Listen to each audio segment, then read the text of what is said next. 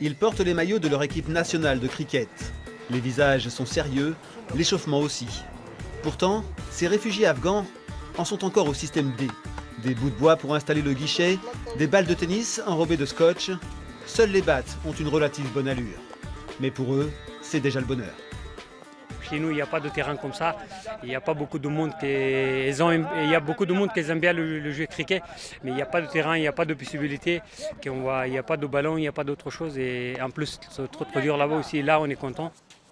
Ils sont une quarantaine à se retrouver sur ce terrain du sud de Rennes chaque week-end. La plupart sont donc afghans, ont une vingtaine d'années et ont fui la guerre dans leur pays. C'est le cas de Wahab, arrivé en Bretagne par hasard il y a 3 ans. Mon père il a décidé, Wahab, il faut que tu partes d'Afghanistan. Je ne savais pas, moi je vais où? Et moi j'ai passé, normalement c'était 12 ou 14 pays que j'ai passé.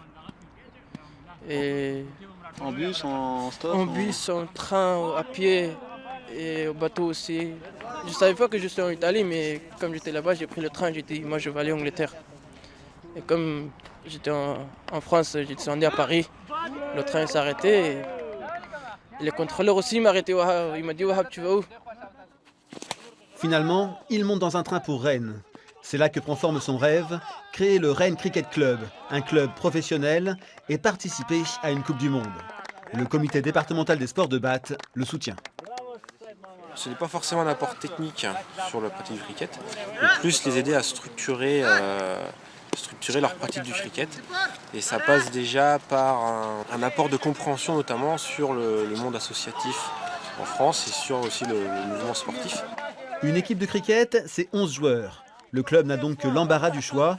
Le ciment de ces Afghans, une histoire faite de douleurs, de déchirements, un avenir dans un pays dans lequel ils croient, et bien sûr, un sport qui leur apporte confiance et sourire.